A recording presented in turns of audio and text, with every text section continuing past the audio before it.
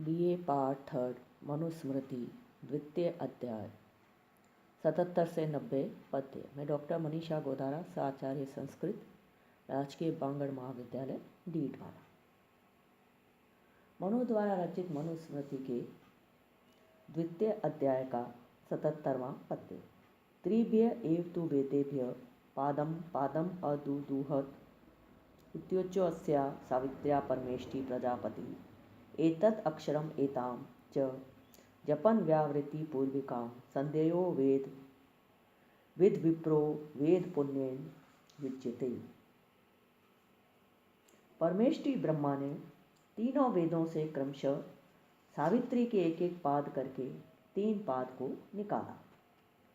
ओंकार पूर्वक 3 पादों वाली व्याहृति पूर्वक सावित्री का जप दोनों संध्या काल में करने वाला वेदज्ञ ब्राह्मण संपूर्ण वेद पाठ किए हुए पुण्य से युक्त होता है। परमेष्टि ब्रह्मा ने तीनों वेदों से क्रमशः सावित्री के एक एक पाद करके 3 पाद को निकाला। ओंकार पूर्वक 3 पादों वाली व्याहृति पूर्वक सावित्री का जप दोनों संध्या काल में करने वाला वेदज्ञ ब्राह्मण संपूर्ण वेद पाठ किए हुए पुण्य से युक्त होता है। सहस्त्रकृतवत्तु अभ्यस्य बहिरेतात्रिकं द्विज महतो अपियेनसो मासात्वचेवाहि विमुच्यते यतर्चा विसंयुक्ते काले च क्रियता स्वया ब्रह्म क्षत्रिय विटयो निर्हानाम याति साधुषु।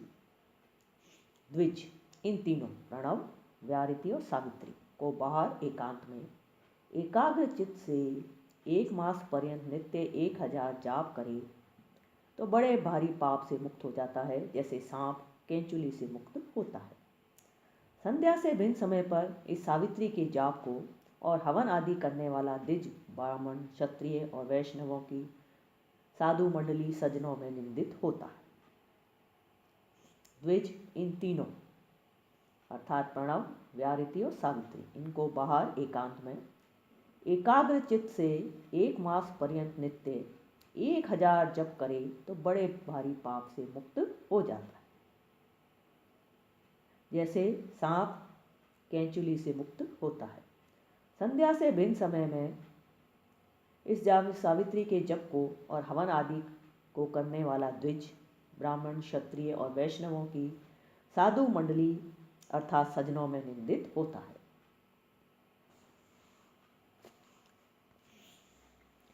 ओंकार पूर्वी का तिस्रो व्याहृत्यो अव्यया त्रिपदा च एव सावित्री विज्ञम ब्राह्मणो मुखम यो अदिते अहनि अहनि एतान त्रीणि वर्षाणि अतंद्रितः स ब्रह्म परम अप्येति वायु भूत ख मूर्तिमान। ओंकार पूर्वक तीनों महाव्यावृत्ति अर्थात भू भुव स्व और त्रिपद सावित्री अव्यय और वेद का मुख है, जो आलस्य को छोड़कर 3 वर्ष लगातार इनका प्रतिदिन ओंकार व्याहृति पूर्वक सावित्री का जप करता है, वह वायु की तरह शीघ्रगामी होकर आकाश के स्वरूप को धारण कर पर ब्रह्म में मिल जाता है।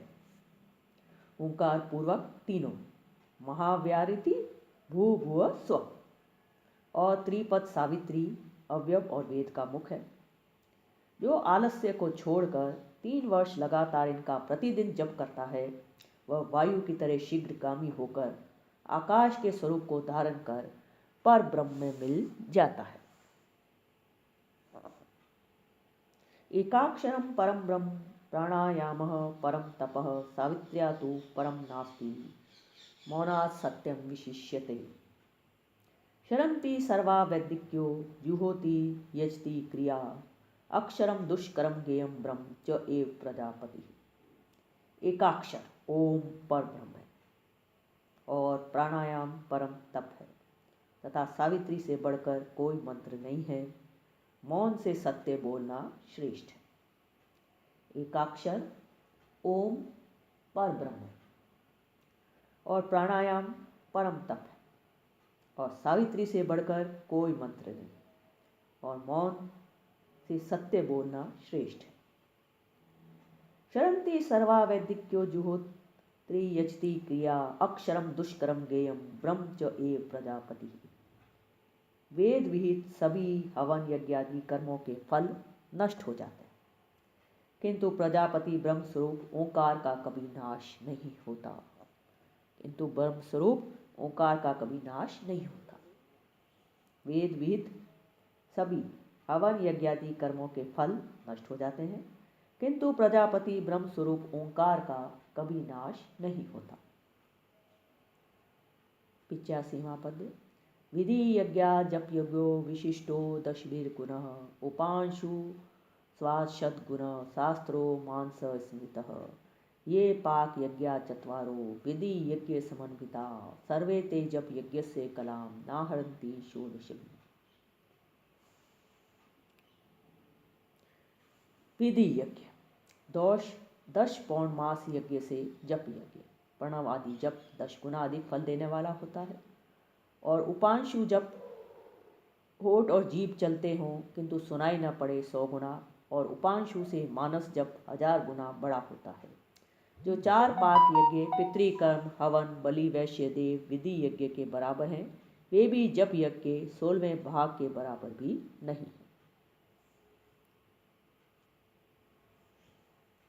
विधि यज्ञ 10 पौर्णमास्य यज्ञ से जप यज्ञ 10 गुना अधिक फल देने वाला होता है, और उपांशु जप 100 गुना, और उपांशु से मानस जप 1000 गुना बड़ा होता है।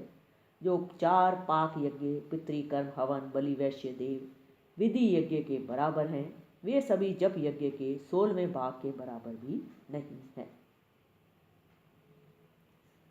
जप्येन एव तु संसिद्धेत ब्राह्मणो न अत्र संशय कुर्यात् अन्यत्र वा कुर्यात् मैत्रो ब्राह्मण उच्यते। इंद्रियाणां विचरतां विशेषु अपहारिषु संयमे यत्नम आतिष्ठेत विद्वान यत्ने वाजीना। ब्राह्मण जप मात्र करने से ही सिद्ध होता है, इसमें संदेह नहीं है। अन्य यज्ञादि को करे या न करे उतने ही से जप मात्र से ब्राह्मण मंत्र कहलाता है। ब्राह्मण जप मात्र करने से ही सिद्ध होता है, इसमें संदेह नहीं है। अन्य यज्ञादि को करें या न करें उतने ही से अर्थात जप मात्र से ब्राह्मण मंत्र कहलाता है। विद्वान की बुद्धि को हरने वाली अन्य विषयों में विचरती हुई इंद्रियों का शमन करने में प्रयत्नशील होना चाहिए। विद्वान की बुद्धि को हरण करने वाली अन्य विषयों में विचरती हुई इंद्रियों का शमन करने में प्रयत्नशील होना चाहिए, जैसे सारथी घोड़ों के रोकने में प्रयत्नशील होता है। विद्वान की बुद्धि को हरण करने वाली अन्य विषयों में विचरती हुई इंद्रियों का शमन करने में प्रयत्नशील होना चाहिए, जैसे सारथी घोड़ों के रोकने में प्रयत्नशील होता है। विद्वान को बुद्धि को हरण करने वाली अन्य विषयों में विचरती हुई इंद्रियों का शमन करने में प्रयत्नशील होना चाहिए, जैसे सारथी घोड़ों को रोकने में प्रयत्नशील होता है। 11 इंद्रियाणि आहूयानि पूर्वे मनीषिणः तानि सम्यक् प्रक्ष्यामि यथावत् अनुपूर्वश। श्रोत्रं त्वक् चक्षुषी जीवा नासिका च एव पंचमी पायु उपस्थं हस्तपादं वाक् च एव दशमी स्मृता। प्राचीन ऋषियों ने जिन 11 इंद्रियों को कहा है, क्रम से संपूर्ण उन इंद्रियों और उनके कर्मों को यथावत कहता हूँ।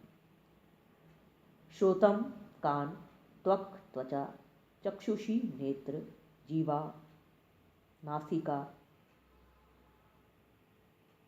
ये 5, गुदा लिंग हाथ पैर और 10वीं वाणी।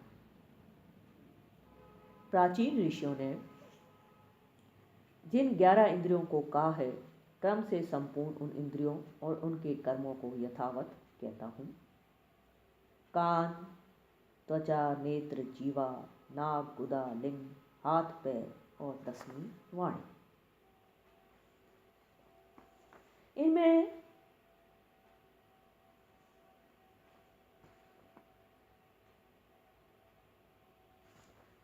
इनमें कान आदि 5 या बुद्धिंद्रियां हैं और गुदा आदि 5 कर्मेंद्रियां हैं।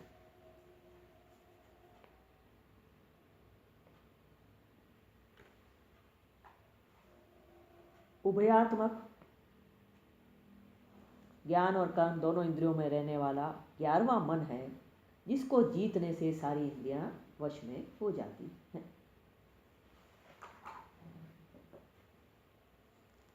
इनमें कान आदि 5 बुद्धिंद्रियां हैं और गुदा आदि 5 कर्मेंद्रियां हैं। उभयात्मक 11वां मन है, जिसको जीतने से ये दोनों इंद्रियां वश में हो जाती हैं।